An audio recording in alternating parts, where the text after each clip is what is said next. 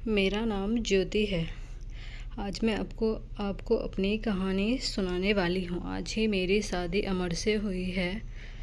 शादी एक अच्छे बड़े घर में हुई है। पैसों की कोई कमी नहीं थी। मैं और मेरे पिता अपने आप को बड़े खुशकिस्मत मानते थे कि हमें ऐसा घर मिला। सभी रिश्तेदार भी कह रहे थे कि ज्योति के तो भाग खुल गए, किस्मत वाली है। हम लोग उनके मुकाबले कुछ भी नहीं हैं। पिताजी के पुराने परिचित होने की वजह से मेरी शादी उस घर में हो गई। शादी के बाद मैं पहली बार उस घर में गई। घर में जाते ही मुझे पता चला कि वो लोग कितने बड़े हैं। घर बहुत बड़ा था। पहली बार था जब उनका घर मैंने देखा था। सब कुछ बहुत अच्छा था। सुहागरात का समय आ गया, लेकिन उसके पहले मेरी सास और ननद ने मुझे अकेले में ले गई। मेरे समझ में नहीं आया। मुझे लगा कुछ बात करनी होगी। उनके चेहरे उतरे हुए और डरे हुए थे, जैसे कि कोई बात हो वो मुझसे करना चाहते हो। मैंने उन्हें पूछा, क्या हुआ? आप दोनों इतने डरे क्यों हो? मेरी सास बोली, बेटा, हम तुम्हें कुछ बताना चाहते हैं, लेकिन तुम यह सुनकर हिम्मत रखना। साथ ही मेरी ननद भी बोली कि अब हम जो तुम्हें बताने वाले हैं वो बात हम तीनों के बीच में ही रखना। यह बड़ा घर है, यहाँ बात फैलते ज़्यादा समय नहीं लगता। और वो बात सबके सामने आ गई। हमारे घर की इज्जत मिट्टी में मिल जाएगी। अब तुम इस घर की बहू हो और तुम्हें इस घर का मान रखना होगा। उनकी बातें सुनकर मैं सच में थोड़ा डर गई। मुझे समझ नहीं आ रहा था कि वो लोग क्या बोलना चाह रहे हैं। मैंने कहा कि आप बताइए, मुझे क्या है? मेरी सास बोली कि बहू मेरा बेटा मर्द नहीं है। उनकी यह बात सुनकर मेरे होश उड़ गए। उन्होंने कहा कि मैं जानती हूँ कि तुम सोच रही होगी कि फिर तो हमने तुम्हें क्यों फंसाया, लेकिन हमारी भी मजबूरी है। हम यह बात ऐसे बता नहीं सकते थे, वरना सभी को पता चल जाएगी। मेरा बेटा रात में अक्सर बाथरूम में ही रहता है। पता नहीं वहाँ क्या करता है। जब भी उसे पूछो तो यही कहता है कि उसका पेट खराब है। कमरे में जाने के पहले अपने पति के लिए यह बातें सुनकर मुझे समझ नहीं आ रहा था कि मैं क्या करूं। मेरी ननद कहती है कि तुम उससे बात करना, थोड़ा समय उसके साथ बिताओ, फिर उसमें खुलकर बात करो। अगर कुछ हो सकता है तो हम ज़रूर करेंगे। ये बात सुनकर मैंने अपने कमरे में जा रही थी। मुझे अब डर लगने लगा था। मैं अपने कमरे में यही सब सोच रही थी कि मेरे पति अमर कमरे में आए, कमरे का दरवाज़ा बंद किया और दरवाजे से ही पेट पर हाथ लगाते हुए आए। बिस्तर पर मेरी तरफ पीठ करके बैठे और बोले कि उनका पेट खराब है, और कुछ ही सेकंड में वो उठकर बाथरूम में चले गए। बिल्कुल वैसा ही हुआ जैसा कि मेरी सास ने मुझसे कहा था। पेट खराब हो तो थोड़ी देर बाद वो बाथरूम से बाहर आ जाते, लेकिन वो करीब 1 घंटे तक बाथरूम में ही रहे। मैं बाहर चुपचाप अपने बिस्तर पर बैठी रही। उन्हें मैंने आवाज़ भी नहीं दी। बस यही सब सोचते सोचते मैं बिस्तर पर लेट गई। करीब 2 घंटे बाद वो बाथरूम से निकले।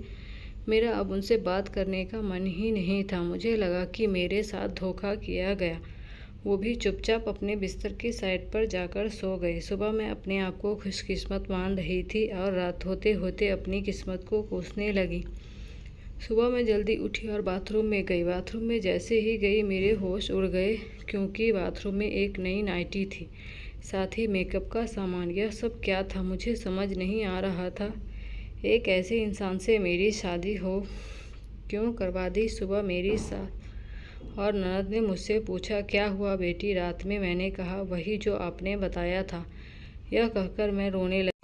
मेरी ननद ने कहा, मैं कह रही थी ऐसे किसी लड़की की ज़िंदगी खराब मत करो, लेकिन तुम सभी ने मेरी बात नहीं मानी। अब यह क्या ऐसे ही घुट कर यहाँ रहेगी? मेरी सास बोली कि बेटा, तू जो भी फैसला लेगी हम तेरे साथ हैं, लेकिन तुझे यह वचन देना होगा कि यह राज तेरे मुंह से नहीं निकलेगा। अगली रात फिर वो कमरे में आए। मुझे अब उनकी तरफ देखने का भी मन नहीं हो रहा था। मैं चुपचाप अपना बिस्तर करके अपनी साइड पर सो गई, क्योंकि अब बात करने को रखा क्या था। उन्होंने भी अभी तक कुछ बात नहीं की।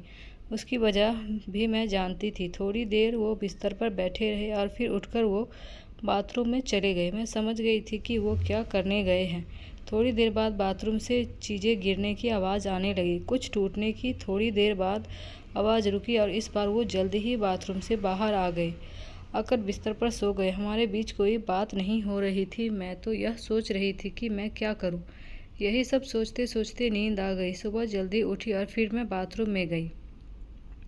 लेकिन इस बार बाथरूम में जब गई तो सब कुछ बिखरा हुआ था। नई नाइटी जो फाड़ दिया था, मेकअप का सामान बिखरा हुआ था। बाथरूम में कचरे में एक कागज़ भी था जिस पर लिखा था, love you to my beautiful wife. मेरे मन में अब शक आया कि यह सामान और कपड़े कहीं मेरे लिए तो इन्होंने नहीं रखे। लेकिन फिर मैंने सोचा कि मेरी सास और ननद मुझसे झूठ क्यों बोलेगी। अभी मैंने उनसे कुछ बात नहीं की। सुबह मेरी सास और ननद फिर मुझसे सहानुभूति जता रही थी। मुझे उनकी बातों से लगा कि वो चाहती है कि मैं अमर को छोड़कर इस घर से चली जाऊं।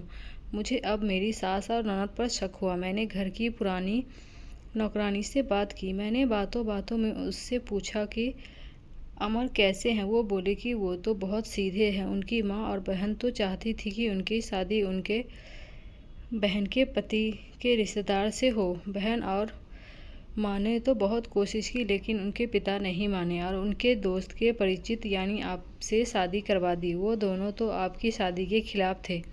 कई दिनों तक घर में विवाद भी होता था। लेकिन तुम्हारे पति अमर ने कहा कि पापा जो बोले वही करते हैं। मुझे अब पता चल गया था कि मेरी सास और ननद मुझे क्यों भगाना चाहते थे। इसलिए उन्होंने मुझसे झूठ कहा था कि उन्होंने शायद अमर को कुछ कहा होगा। रात अब मैं अमर से बात करने का इंतज़ार कर रही थी। वो कमरे में आए तो उनका मुंह तो उतरा हुआ था। यह पहली बार था जब मैं उनसे बात करने वाली थी। उनके आते ही मैंने कहा, आप मुझसे कुछ बात करना चाहते हैं।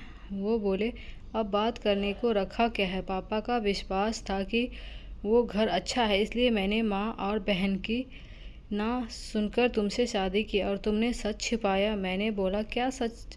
सच कि तुम मुझसे शादी नहीं करना चाहती थी। तुम्हारी ज़िंदगी में अभी भी कोई और है। यह बात तुमने ही तो माँ को बताई थी। घर की इज्जत और पापा के कारण मैं चुप हूँ, कुछ कदम नहीं उठा रहा। और मैंने भी देख लिया, सुहागरात रात ज़िंदगी में बहुत स्पेशल होती है। लेकिन मेरे बाथरूम में 2 घंटे रहने पर भी तुम्हें फ़र्क नहीं पड़ा। माँ ने सही कहा था कि तुम आवाज़ भी नहीं दोगे, बात भी नहीं करोगे।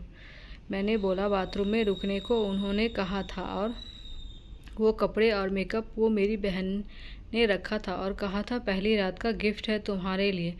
बाथरूम में रखा था। मैं उठकर उनके पास गई और उन्हें कहा, आपको पता है उन्होंने मुझे क्या कहा? फिर मैंने उन्हें सारी बात समझाई। कहा कि वो चाहते थे हम दोनों में गलतफहमी हो और हम अलग हो जाए ताकि वो जो चाहते हैं वो पूरा हो जाए। उन्हें गुस्सा आया लेकिन मैंने कहा, नहीं, अब हम इस बात को यहीं ख़त्म करेंगे और किसी को कुछ नहीं कहेंगे। उस रात मेरी सारी परेशानी और गलतफहमी दूर हो गई।